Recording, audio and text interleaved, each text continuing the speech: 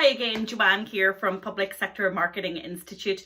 In this video, I'm going to talk to you about how you can convince senior leadership to fully embrace social media and digital communications. If you're a senior leader and you're watching this, you need to know this is the most asked question that I get. And I work with hundreds of public sector professionals all across the world in any given year. So this is what I tell them, but hopefully you're listening and maybe you will be the proactive one and you will go to your marketing and comms team and say, guys, what are we doing on social? What are we doing online? What's our strategy this year? How can we elevate? What are the 50 best public sector and government agencies in the world doing? And how can we emulate and create our own systems, processes, and storytelling that truly engages the public in the digital age? So I'm going to actually quote from my book here because I've already written it. So why not go back to that? So here's my advice. The first thing that you need to do is you need to get a benchmark for where you are now.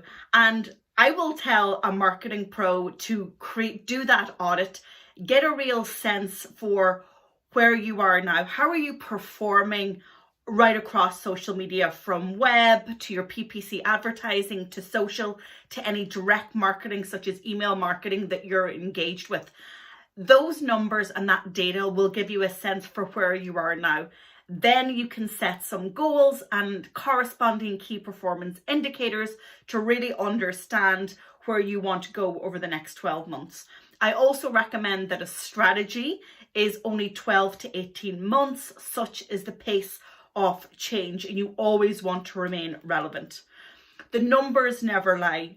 I'm sure that your senior leader, your boss, your line manager, your director, your CEO, whatever role they have, will have some personal opinions, and I call them personal biases. And I think it's really important that we leave those personal biases behind the door. And I also have this line, and many of you who work with me will know it, but I love every opportunity to say it, and that is, don't bring an opinion to a data party. So when I hear somebody saying social media is a waste of time, social media is just echo chambers, social media is fake news, social media is only for sharing propaganda, social media is only for young people. You know, these are broad generalizations. We really need to reframe our thinking. And if you're a senior leader, I want you to have a look at 3 of your peers right across the world. And if you can't find them on social, come to me, respond to this video, and I will find them for you, because I study what senior leaders are doing every day. And I'm going to bring you my senior leadership series in 2021. So after you do your audit, after you have your benchmark, after you understand where you are positioned online, then you need to create a roadmap. Success online depends on the output. So the output of content, the responsiveness, the community management, and all of that goes back to the team. Do you have a skilled team? Do you have a competent team? Do you have capacity within the team to deliver on the comms objectives and expectations that you have? The other side of that is, what is the public's expectation? What do they need from you? So it's very important to bring some of what the public are saying online into that business case to senior leadership. Because let me tell you, digital communications can very effectively influence your traditional public relations and media strategy. I was listening to a politician on radio today, and it was absolutely clear that they were completely out of touch with the public. If they had scanned social media for 15 minutes about this topic, they would have been able to come on, to acknowledge, to respond, and to have a conversation with the public via the national news station. But instead it became a political debacle and trying to win a conversation with an opposing political colleague in Parliament on a particular topic. You know what? That's not going to wash with an informed public anymore. The public are informed, they're engaged, and they're highly interested on topics that relate to them. and they have the information at their fingertips. So while you might be declaring one angle, and that's absolutely fine if that's your position, there are a broad pool of other expert views that they will also be tapping into. So if you're not there to give the information, they are going to get the information somewhere else.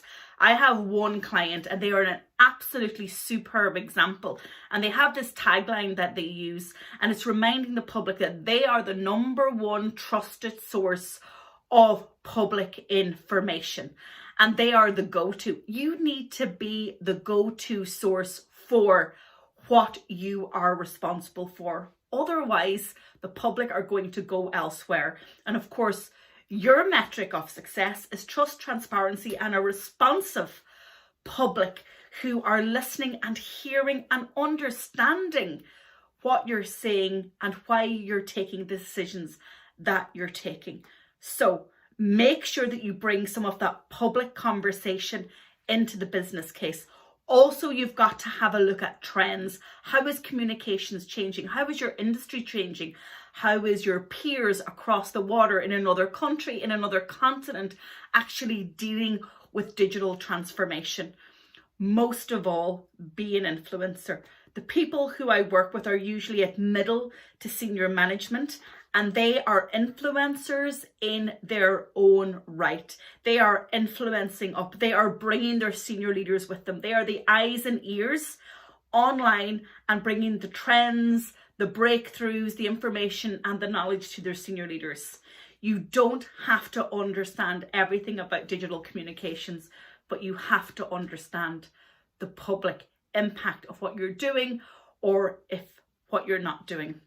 So if you're a public sector marketing pro, or if you're working in any area of government and public sector and you're responsible for social media or digital communications, I hope this is helpful. If you are a senior leader and you are maybe dipping your toe into social or digital a little bit more in 2021, I hope you found this helpful. But remember, the #1 question that I get asked from the people that I work with on my courses is, how do I convince senior leadership that digital communications matters in the digital age?